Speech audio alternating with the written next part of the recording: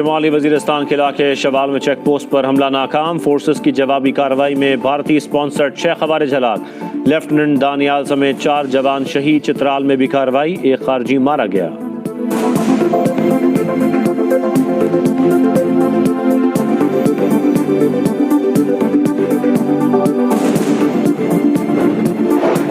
پاکستان کبھی بھارت کی اجارہ قبول نہیں کرے گا، پانی ہماری ریڈ لائن ہے، عوام کے بنیادی حق پر آنچ نہیں آنے دیں گے، ہندوستان جان لے ہم کشمیر کو کبھی نہیں چھوڑیں گے، فیلڈ مارشل عاصم منیر کا دشمن کو دو ٹوک پیغام، سپہ سالار کی جامعات کے اساتذہ سے بات چیت۔ اور وزیر اعظم کا دورہ تاجکستان، دوشنبے میں شہباز شریف کی صدر امام علی رحمان سے ملاقات، مختلف شعبوں میں تعاون جاری رکھنے کا عزم، کہا بھارتی جارحیت جنگی اقدام تھا، اپنی خود مختاری اور سالمیت کا ہر قیمت پر تحفظ کریں گے۔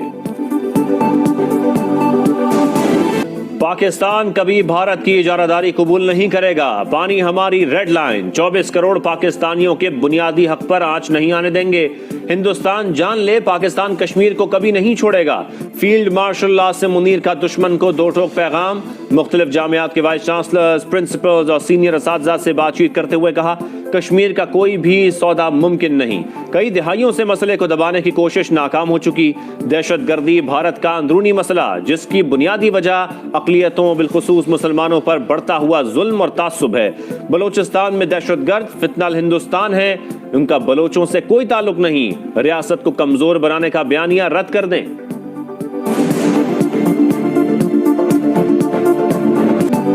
خطے میں اقتصادی تعاون کو فروغ دینے کا مشن، وزیر اعظم کی 2 روزہ دورے پر تاجکستان آمد، دوشنبے میں تاجک صدر امام علی رحمان سے ملاقات، 2 طرفہ تعلقات اور باہمی دلچسپی کے امور پر بات چیت، دونوں رہنماؤں کا توانائی، مواصلات اور ٹرانسپورٹ میں تعاون بڑھانے پر اتفاق، پاک بھارت کشیدگی کے دوران حمایت پر اظہار تشکر، شہباز شریف گلیشیئرز کے تحفظ پر عالمی کانفرنس میں شرکت بھی کریں گے، ماحولیاتی تبدیلی کے پاکستان پر اثرات سے آگاہ کریں گے۔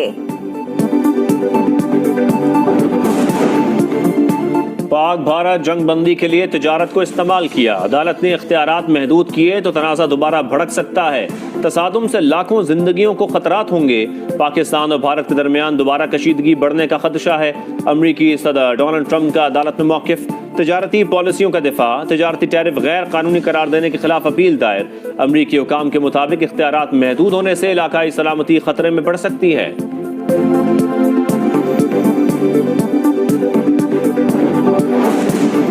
پاکستان ڈیجیٹل معیشت کی نئی راہ پر گامزن، بٹ کوائن ریزرو کے قیام کا اعلان تاریخی اقدام ہے، معاون خصوصی بلال بن ثاقب کا لاس ویگس میں تقریب سے خطاب، کہا بٹ کوائن کوئی خطرہ نہیں، ایک موقع ہے جدت کا، آزادی کا اور خود مختاری کا، ہم ان بٹ کوائنز کو محفوظ رکھیں گے، فروخت نہیں کریں گے، نوجوانوں کی قیادت میں پاکستان کا نیا سفر شروع ہو گیا۔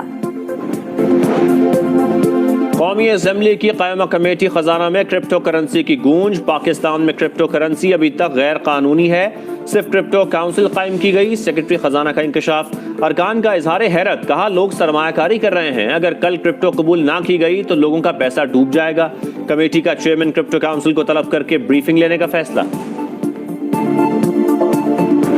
انہوں نے ساتھ ہی بڑا واضح کہہ دیا کہ کوئی گیو اینڈ ٹیک نہیں ہے، میرے دروازے صرف کھلے ہیں،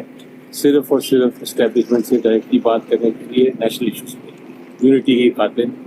اتحاد کی خاطر۔ گیو اینڈ ٹیک لوگوں نے مس انٹرپریٹ کیا ہے، انہوں نے یہ کہا ہے کہ آپ کیا چاہتے ہیں، یہ کہا ہے، انہوں نے کبھی ایسا نہیں کیا کہ آؤ کچھ ہم سے گیو اینڈ ٹیک کر لو اور لیٹ خان صاحب بھی فری۔ خان صاحب کیٹیگوریکلی کہہ چکے ہیں کہ میں کبھی بھی ڈیل کے صورت میں باہر نہیں آؤں گا۔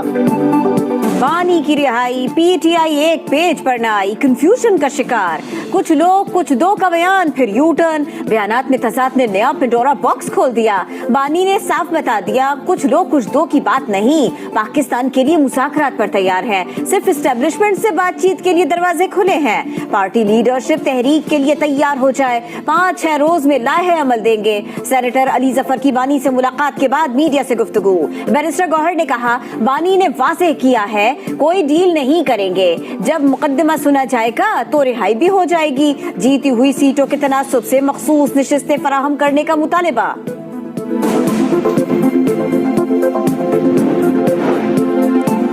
190 ملین پاؤنڈ کیس 5 جون کو سماعت کے لیے